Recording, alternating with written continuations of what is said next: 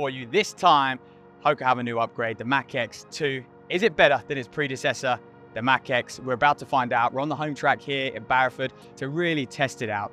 Let's go take a look.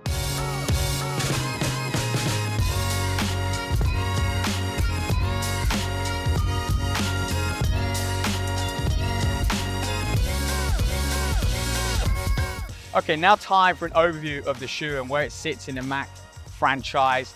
We know the Mach 6, the guys love it over at HOKA. Rory Leonard is very low profile, there's no plate in it. This one does have that Pro Flight X plate, that P-Bax plate, which now runs from the forefoot all the way to the heel as well. So it is a lot closer to the Cielo X1, that race day shoe. And I think, where does this fit in your rotation? Well, if you're someone who wants to session up tempo and hit race paces without wearing your race shoe, saving that for race day, I think this is the perfect shoe for you. Also, super durable, and we'll get into why. You know, they've slightly increased the stack on it as well. We know we've got that EVA foam on the bottom, which also adds to durability, but the lockdown as well is a big thing for me. It hasn't got that same knit upper as the Cielo X1 has, so it does lock your foot down a little bit more, which means I think it's versatile. You can wear it on trail, grass, so a lot more surfaces.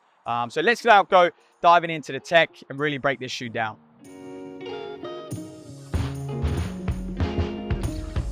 One of the biggest changes that we see is visually, of course, you notice a change in the upper.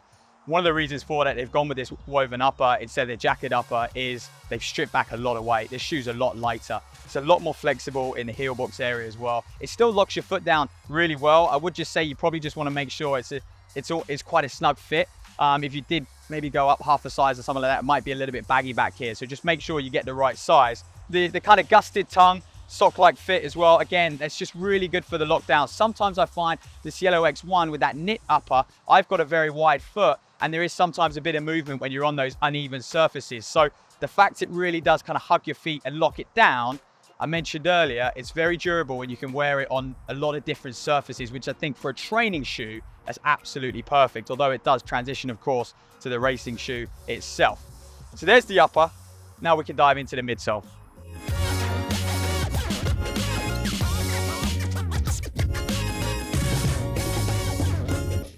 All right, now time to really break down this midsole. They've got the Piba foam, which is of course their race day foam you see in the Cielo X1. Very responsive, very aggressive. They've got the P-Bax plate, which, like I mentioned earlier, runs from the forefoot all the way to the back here. And the rocker design in here does allow for a slightly smoother transition. I think that's what gives it a very similar feel to the Cielo X1 compared to the Mach 6. So this is a lot closer to the one above than the Mach 6. And then on the bottom here, you've got the EVA foam, which adds to its durability and stability as well.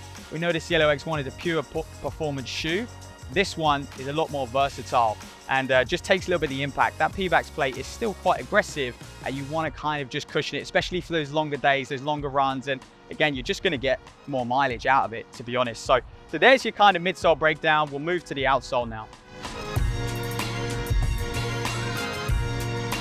So finally, the bit in contact with the ground, the outsole.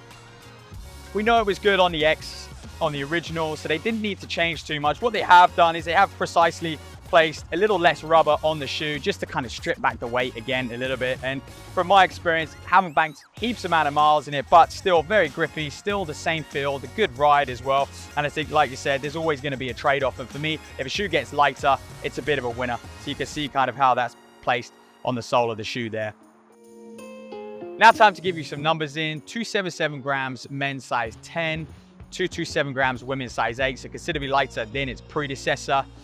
44.5 mil on the back, 39 mil on the front. So with that 5 mil drop, comes in at 39.5 mil stack height. And look, they've continued to nail it. They've gone for a sleeker upper, continued to give that bouncy, responsive ride in the midsole, and again, a resilient outsole as always. So in summary, it's a very, very good upgrade. I was doubtful. I wondered how they could upgrade, you know, the Mach X, the original, but they've absolutely smashed it. So if you're on the fence, definitely upgrade to this shoe.